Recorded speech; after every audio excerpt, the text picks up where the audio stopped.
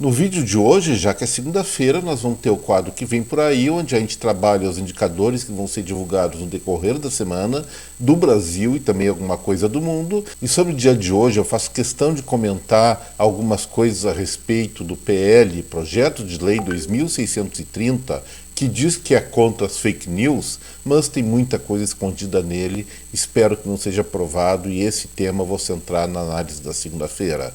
Meu nome é Eduardo Starosta e esse é o canal Fora de Curva. E sobre a segunda-feira, eu não posso deixar de falar que vai ser votado amanhã o PL 2630, chamado Projeto de Lei das Fake News, mas não é bem assim. E se isso for aprovado, gente, vai ser um grande flagelo para o futuro do nosso país.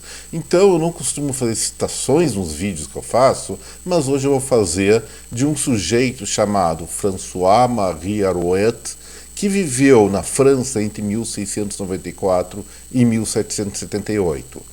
São 3 ou 4 citações que eu vou fazer dele. Primeira, se o homem nasceu livre, deve governar-se. Se ele tem tiranos, deve destroná-lo. Devemos julgar um homem mais pelas suas perguntas do que pelas respostas. Os homens erram. Os grandes homens confessam que erraram. E a mais célebre dele, que aí vocês vão saber quem é. Posso não concordar com o que você diz, mas defenderei até a morte o seu direito de dizê-lo. Então, pessoal, esse François-Marie Arouet é um pseudônimo muito famoso, um codinome é o Voltaire.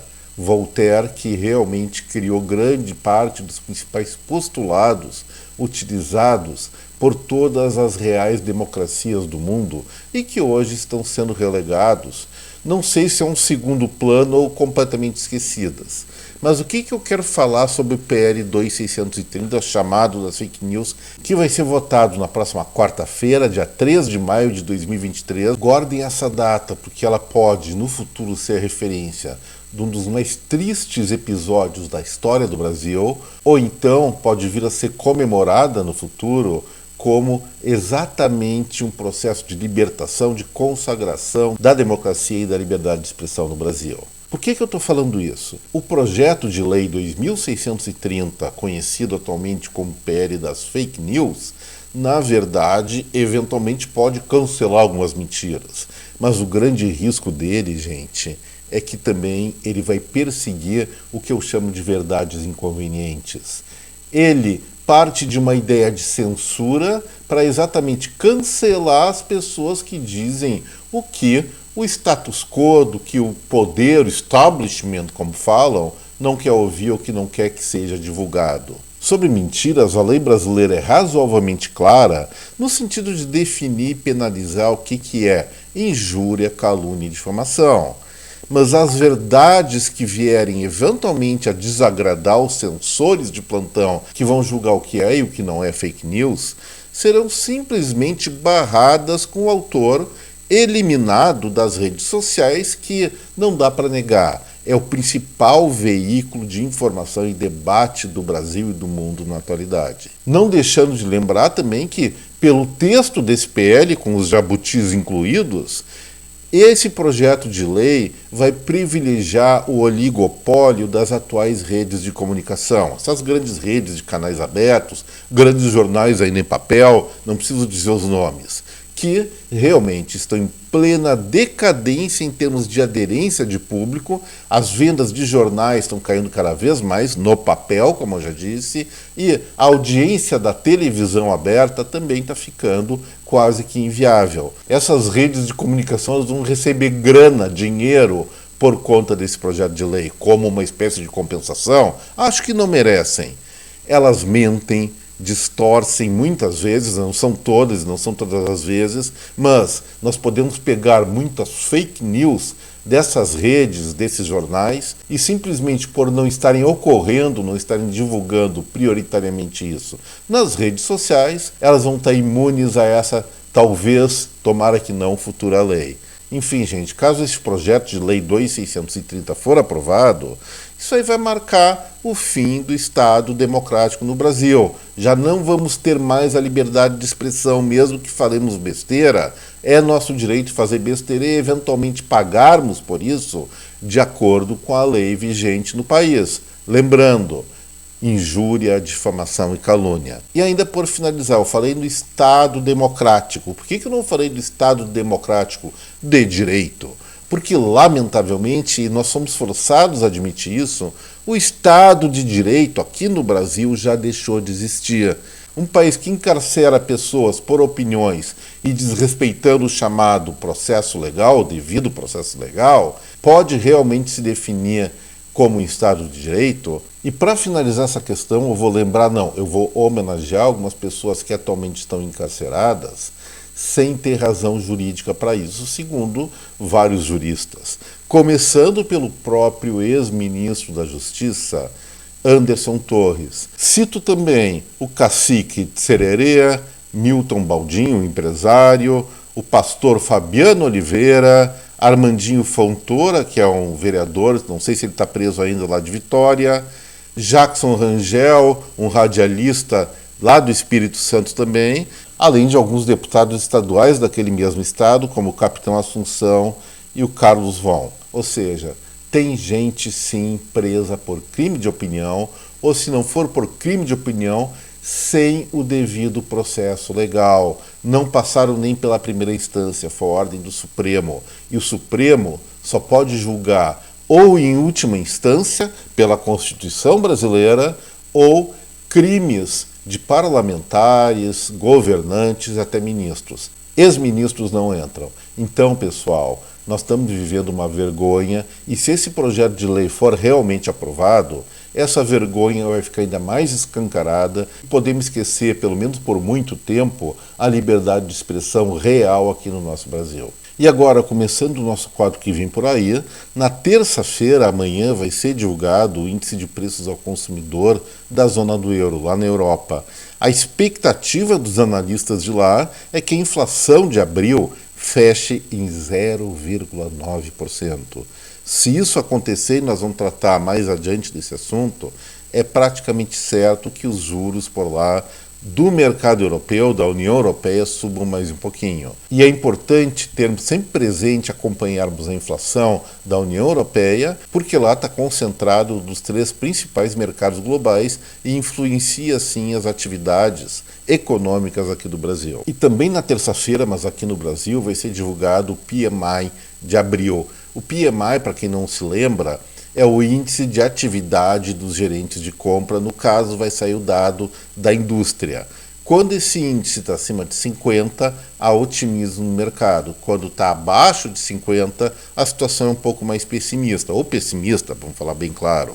No caso, a perspectiva desse indicador, que vai ser fechado amanhã, é de 48,1, ou seja, negativo. O dado de março fechou em 47, ou seja, está negativo, mas um pouco menos negativo, segundo as projeções dos analistas de plantão. Mas já que aqui no Fora de Curva a gente não leva os analistas de plantão muito a sério, vamos esperar para ver amanhã, talvez seja até menor do que 48,1, porque as expectativas da economia brasileira parece que não estão das melhores, pelo menos para esse segundo trimestre de 2023. Na quarta-feira, vamos esperar por uma nova sessão de brigaiadas entre governo federal e Banco Central, porque vai ser definida a taxa Selic. Certamente não, muito provavelmente, não vou botar minha mão no fogo nisso aí, mas muito provavelmente o Conselho de Política Monetária, presidido pelo presidente do Banco Central, Roberto Campos Neto, vai manter a taxa Selic brasileira em 13,75%. Aí vem Haddad, vai xingar ele, Luiz Inácio da Silva, o nosso presidente, também vai falar coisas ruins a respeito do nosso presidente do Bacen, assim como outros personagens, figurinhas carimbadas da vida política atual. Vou repetir o que eu já falei no resumão semanal de sexta-feira. Se a inflação não ficar abaixo ou no patamar de 0,36% ao mês, o Roberto Campos Neto vai ser biruta se reduzir a taxa Selic, porque ele vai estar provocando no médio prazo uma reaceleração inflacionária, e isso, um presidente do Banco Central ou uma diretoria de Banco Central que forma o Conselho de Política Monetária não pode fazer, porque a principal função dessa instituição é zelar pela estabilidade monetária do real, da moeda brasileira. Na quinta-feira, é vez da zona do euro ou União Europeia definir a sua taxa básica de juros. Atualmente está em 3,5%. Se confirmar aquela inflação de abril de 0,9%, é com muita certeza ou com grande probabilidade que essa taxa suba, vamos invejar um pouquinho, para 3,75%. Acredito eu, gente, que mesmo que a inflação fosse muito menor, a taxa de juros lá na União Europeia iria subir um pouquinho até para incentivar as pessoas a resgatar o hábito de poupar um pouquinho, porque durante muito tempo, especialmente depois da crise financeira mundial e novamente no período da pandemia, do auge da pandemia, as taxas de juros lá eram zero. Então, se você depositasse o dinheiro no banco lá, não receberia nada em termos de remuneração. Aí eles estão querendo dar um incentivo exatamente para resgatar a poupança daquela região do planeta, o que é importante para qualquer economia. E para finalizar o quadro que vem por aí, o Fora de Curva de hoje, vamos trabalhar na sexta-feira com a taxa de desemprego dos Estados Unidos que vai ser divulgada. A previsão dos analistas norte-americanos é que o desemprego ou desocupação, como o IBGE chamaria se fosse lá nos Estados Unidos, mas é no Brasil, mas o desemprego de lá fica em 3,6%. É 0,1 ponto percentual acima do mês passado. Isso referente ao dado fechado de abril, que vai sair na sexta-feira.